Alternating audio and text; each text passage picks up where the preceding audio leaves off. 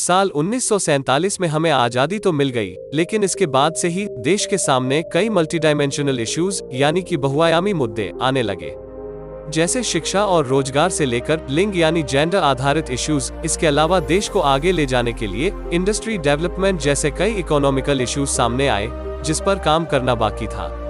आजादी के 75 साल में कई सेक्टर में तरक्की करने के बाद भी इंडिया डेवलप्ड नेशंस की गिनती में नहीं है। इसका मतलब यह है कि देश में आज भी बहुत काम बाकी है। तो दोस्तों, आज ऐसे ही 10 प्रोजेक्ट के बारे में बात करेंगे, जिसको जानने के बाद आप एक भारतीय होने पर प्राउड फील करेंगे। तो जानते हैं। नंबर 1,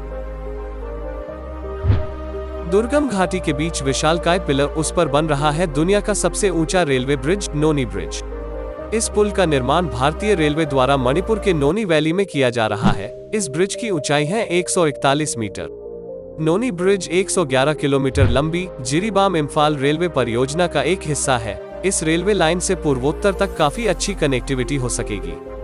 यह ब्रिज 141 मीटर की सबसे ऊंचे पिलर पर बन रहा है, जो एक वर्ल्ड रिकॉर्ड है।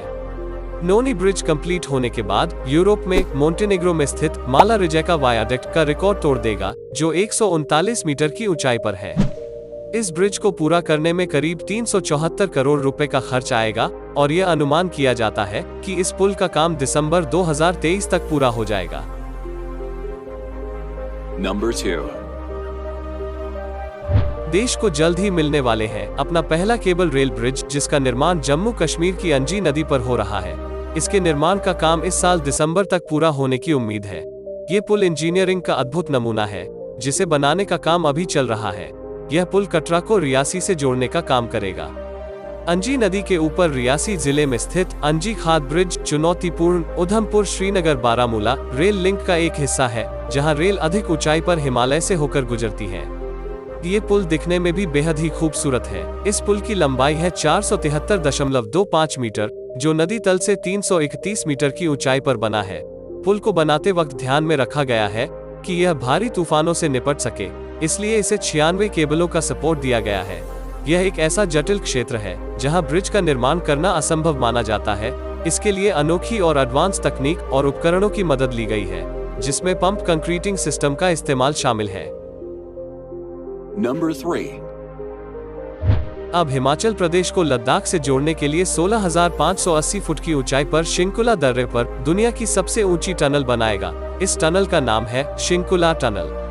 यह टनल कई मायनों में अहम है, जैसे कि यह टनल हिमाचल प्रदेश और लेह लद्दाख को आपस में जोड़ेगी, और दूसरा, यह टनल सीमा तक रसद पहुंचाने का तीसरा और सबसे सुरक्षित विकल्प होगी।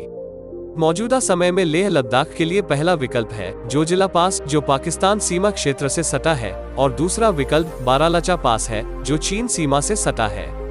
अब यह तीसरा मार्ग शिंकुला पास में टनल के माध्यम से बनेगा। ऐसे में यह टनल सामरिक दृष्टि से भी बहुत महत्वपूर्ण रहेगी। यह टनल बन जाने से लेह लद्दाख की जांस्कर घाटी 9 से 10 महीने तक जुड़ी रहेगी। पहले यह क्षेत्र महज 6 महीने ही खुलता था। टनल निर्माण होने से जांस्कर घाटी में पर्यटन बढ़ेगा, इस कारण यहाँ के लोगों की आर्थिक स्थिति मजबूत होगी। 16,580 फीट की ऊंचाई पर बन रही 4.25 किलोमीटर लंबी शिंकुला टनल दुनिया की सबसे ऊंची और लंबी टनल होगी। रिपोर्ट के मुताबिक विश्व में नया कीर्तिमान स्थापित करने वाली यह टनल 2025 में तैयार हो जाएगी। नंबर 4, नीचे बादल ऊपर पुल। रेलवे ने बनाया दुनिया का सबसे ऊंचा ब्रिज, जो देखते ही आप कहेंगे Oh my God! Wow! Jammu Kashmir के चिनाब नदी पर बन रहा दुनिया का सबसे ऊंचा ब्रिज। चिनाब ब्रिज की ऊंचाई इतनी है कि बादल भी उसके नीचे आ गए हैं। चिनाब नदी पर बने इस ब्रिज की ऊंचाई नदी के तल से 359 मीटर है। इस पुल को जम्मू कश्मीर के रियासी जिले में कटरा बनिहाल रेल खंड पर 27,949 करोड़ रुपए की लागत से बनाया जा रहा है। पुल को मुख्य मेहराब के साथ 1315 मीटर लंबा बनाने के लिए डिजाइन किया गया है। इस ब्रिज का निर्माण कोंकण रेलवे कॉरपोरेशन लिमिटेड और उधमपुर श्रीनगर बारामूला रेल लिंक परियोजना के तहत किया गया है। बता दें, इस खास ब्रिज की एक और सबसे महत्वपूर्ण तकनीकी विशेषता यह है कि जिस स्ट्रक्चरल स्टील से ब्रिज बनाया गया है, वह -10 डिग्री सेल्सियस से 40 डिग्री सेल्सियस तक के तापमान को झेल सकता है। मतलब जम्मू कश्मीर के मौसम का इस ब्रिज पर कोई प्रभाव नहीं पड़ेगा और ब्रिज बिना किसी कठिनाई के चलता रहेगा। रिपोर्ट के मुताबिक यह ब्रिज इसी साल दिसंबर तक रेल यातायात के लिए चालू हो सकता है। Number 5. दोस्तों, अगर मुंबई पुणे को कनेक्ट कर दिया जाए तो न सिर्फ इन दोनों शहरों में इंडस्ट्री और एम्प्लॉयमेंट बढ़ेगा, बल्कि पूरे महाराष्ट्र में आर्थिक विकास तेज रफ्तार से होगा। साथ ही ट्रैफिक जाम की समस्या से भी निजात मिलेगी। यही विजन लेकर MMRDA ने एक नया प्लान तैयार किया है। 2025 तक मुंबई का तस्वीर ही बदलने वाली है, क्योंकि मुंबई का ट्रांस हार्बर सी लिंक तेजी से तैयार हो रहा है। इसके तैयार होते ही मुंबई के आसपास के इलाके और गांव बिल्कुल आज के नोएडा, गुरुग्राम और गाजियाबाद की तरह होने वाले हैं।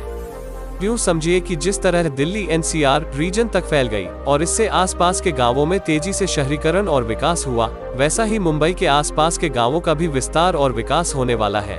जब कनेक्टिंग बढ़ेगी तो उद्योग धंधे बढ़ेंगे और कारोबार बढ़ेगा तो रोजगार बढ़ेगा। Mumbai trans harbour link Bharat में सबसे लंबा समुद्री लिंक होगा। मुंबई ट्रांस हार्बर लिंक की निर्माण की लागत लगभग 17,843 करोड़ रुपए होने का अनुमान है। मार्च 2022 तक मुंबई ट्रांस हार्बर लिंक का लगभग 73% काम पूरा हो चुका है और यह परियोजना 2023 तक पूरा होने की उम्मीद है।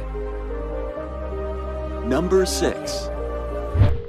इंडिया हमेशा से साइंस और टेक्नोलॉजी में दुनिया में अव्वल रहा है। भारतीय स्पेस एजेंसी इसरो का नाम आज पूरी दुनिया में जानी जाती है। पूरी दुनिया में इसरो एक अलग पहचान बनाया है और आज इसरो का नाम ही काफी है। ऐसे ही भारतीय स्पेस एजेंसी के द्वारा सूर्य का अध्ययन करने के लिए आदित्य L1 मिशन लॉन्च करने की प्लान तैयार किया है। यह मिशन एस्ट्रोसेट के बाद इसरो का दूसरा अंतरिक्ष आधारित मिशन होगा। आदित्य L1 को पहले आदित्य 1 नाम दिया गया था और इसका उद्देश्य सोलर कोरोना का निरीक्षण करना है। आदित्य L1 को PSLV पर लॉन्च किया जाएगा, जिसमें 7 पेलोड या उपकरण लगे होंगे।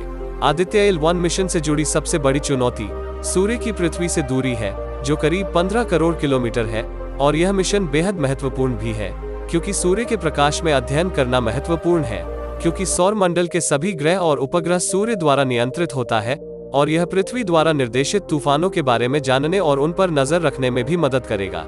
यह सूर्य की 24 घंटे इमेजिंग भी करेगा। Number 7. दोस्तों, 5G शब्द इन दिनों टेक जगत में टॉप पर ट्रेंड कर रहा है। 5G स्मार्टफोन्स भारतीय बाजार में काफी पहले ही दस्तक दे चुके थे। वहीं अब इंडिया में 5G ट्रायल्स को अभी अनुमति मिल चुकी है। रिलायंस जियो, एयरटेल और वोडाफोन आइडिया समेत BSNL, MTNL भी अपने 5G नेटवर्क के विस्तार की दिशा में काम शुरू कर चुकी है। लेकिन क्या आप जानते हैं, इंडिया में जो नई इंटरनेट तकनीक आने वाली है उसका नाम 5G नहीं बल्कि 5GI होगा। जी हाँ, पूरी दुनिया जहां 5G इंटरनेट पर काम करेगी, वहीं भारत के लोग 5GI यूज करेंगे।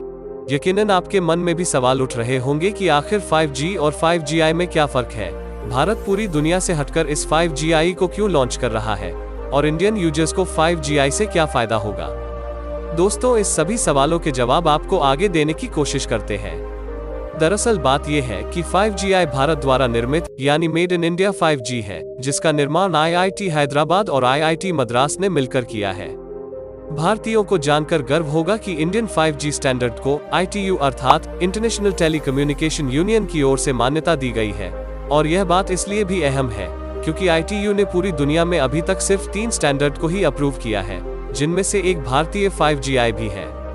यह तकनीक उन्हीं बैंड्स और स्पेक्ट्रम पर काम करेगी जिन पर 5G काम करती है, वहीं जिन फ्रीक्वेंसी पर रेगुलर 5G काम करेगा उन्हीं फ्रीक्वेंसी पर 5GI रन करेगा। बताया जा रहा है कि 5GI में मिलीमीटर वेव तकनीक को भी इम्प्लीमेंट किया जा सकता है। तेजी से तरक्की कर रहे इंडिया में अभी भी बड़ी जनसंख्या गांव में बसती है। आज भी मोबाइल टेक्नोलॉजी के क्षेत्र में भी यह बड़ी चुनौती है कि दूर दराज के इलाकों में बेहतर नेटवर्क कनेक्टिविटी दी जाए और 4G इंटरनेट स्पीड भी तेज रहे। 5GI के साथ यही कोशिश की गई है कि देश के गांवों को भी अच्छी नेटवर्क कवरेज प्राप्त हो। 5GI के जरिए ज्यादा से ज्यादा क्षेत्र को हाई मिलीमीटर वेव से कनेक्ट किया जा सकता है और इसे डिप्लॉय करने का खर्चा भी कम है, अर्थात इसे यूज करना आसान है। Number 8. दोस्तों, न्यूयॉर्क की तर्ज पर जल्द ही दिल्ली में भी वर्ल्ड ट्रेड सेंटर आपको नजर आएगा। इस पूरे प्रोजेक्ट की लागत 25,000 करोड़ रुपए बताई गई है और यह पूरा प्रोजेक्ट अगले कुछ साल के भीतर तैयार कर लिया जाएगा। दिल्ली के वर्ल्ड ट्रेड सेंटर की खासियत यह है कि इसका औपचारिक निर्माण शुरू होने से पहले ही इसका लगभग 3.4 लाख वर्ग फुट ऑफिस स्पेस बिक गया है। इस प्रोजेक्ट को आवास और शहरी विकास कार्य मंत्रालय के अंतर्गत कार्य करने वाली सरकारी कंपनी एनबीसीसी को यह जिम्मेदारी सौंपी गई है। एनबीसीसी के अधिकारियों का कहना है कि इस वर्ल्ड ट्रेड सेंटर को इसी नाम से पुकारने के लिए बाकायदा न्यूयॉर्क के वर्ल्ड ट्रेड सेंटर एजेंसी से लाइसेंस लिया गया है। भीकाजीकामा प्लेस के समीप बनने वाले इस वर्ल्ड ट्रेड सेंटर की जगह पर अब तक नारोजी नगर कॉलोनी थी, जिसमें सरकारी कर्मचारियों के 628 फ्लैट्स थे। लेकिन अब इन फ्लैट्स को तोड़कर यहां 25 हेक्टेयर भूमि पर 10 मंजिला के 1 दर्जन टावर बनाए जाएंगे और ये सभी टावर न्यूयॉर्क के वर्ल्ड ट्रेड सेंटर की तरह ही आपस में जुड़े होंगे। इन टावर में कुल मिलाकर 60 लाख वर्ग फुट कमर्शियल स्पेस उपलब्ध होगा। Number 9. दोस्तों, हाल ही में प्रधानमंत्री नरेंद्र मोदी ने गुजरात में कई विकास परियोजनाओं का शिलान्यास किया और इन परियोजनाओं में दुनिया का सबसे बड़ा हाइब्रिड रिन्यूएबल एनर्जी पार्क भी शामिल है। गुजरात के कच्छ जिले में भारत पाकिस्तान सीमा के पास खावड़ा गांव में बनने वाला यह हाइब्रिड रिन्यूएबल एनर्जी पार्क दुनिया में अपनी तरह का सबसे बड़ा पार्क है, जिसकी उत्पादन क्षमता 30 गीगावाट होगी और यह हाइब्रिड एनर्जी पार्क अंतर्राष्ट्रीय सीमा से मात्र 6 किलोमीटर की दूरी पर स्थित होगा। इस पार्क को 72,600 हेक्टेयर भूमि पर बनाया जाएगा, जिसमें 49,600 हेक्टेयर भूमि पर हाइब्रिड पार्क जोन और 24,800 मेगावाट क्षमता के विंड और सोलर एनर्जी पार्क होंगे। Number 10. मुंबई से अहमदाबाद के बीच बन रहा देश का पहला हाई स्पीड रेल कॉरिडोर, जो हर एक भारतीय का ड्रीम प्रोजेक्ट है, जिसका इंतजार हर भारतीय लंबे समय से कर रहा है। अब आप यह सोच रहे हैं कि कब तक चलेगी देश का पहली बुलेट ट्रेन? तो दोस्तों, अधिकारियों के मुताबिक 2026 में मुंबई अहमदाबाद के बीच बुलेट ट्रेन का ट्रायल शुरू हो जाएगा। इसके बाद 2027 की शुरुआत में देश की पहली बुलेट ट्रेन चलने लगेगी। गुजरात में 99% भूमि अधिग्रहण का काम पूरा हो चुका है और तेज गति से निर्माण कार्य चल रहा है।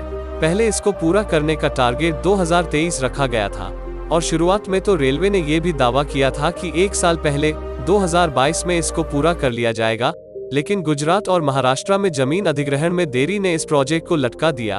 अब कहीं जाकर फिर से NHSRCL ने इसके काम की रफ्तार को गति दी है। इस प्रोजेक्ट में मुंबई अहमदाबाद कॉरिडोर की कुल लंबाई 508 किलोमीटर है। इस पर बुलेट ट्रेन 350 किलोमीटर प्रति घंटा की रफ्तार से दौड़ सकेगी। इस कॉरिडोर पर कुल 12 रेलवे स्टेशन होंगे, जिनमें गुजरात में 8 और महाराष्ट्र के हिस्से में 4 रेलवे स्टेशन आएंगे। तो दोस्तों, ये सभी प्रोजेक्ट जो आपको बताया है, इन सभी परियोजनाओं के पूरा होने के बाद न केवल भारतीयों को लाभ होगा, बल्कि पूरे दुनिया में भारत की एक अलग पहचान बनाएंगे। दोस्तों, इन सभी प्रोजेक्ट की इंफॉर्मेशन विकिपीडिया से लिया गया है, जैसा कि आप देख सकते हैं। वैसे तो भारत में और भी कई प्रोजेक्ट चल रही है, जिसके बारे में जानना अभी बाकी है। अगर आप इसके बारे में जानकारी चाहते हैं तो कमेंट बॉक्स में जरूर बताइए। अगर ये वीडियो आपको अच्छा लगे तो वीडियो को लाइक करके मेरे चैनल को सब्सक्राइब कर लीजिएगा। चलिए फिर मिलेंगे नेक्स्ट वीडियो में। जय हिंद, जय भारत।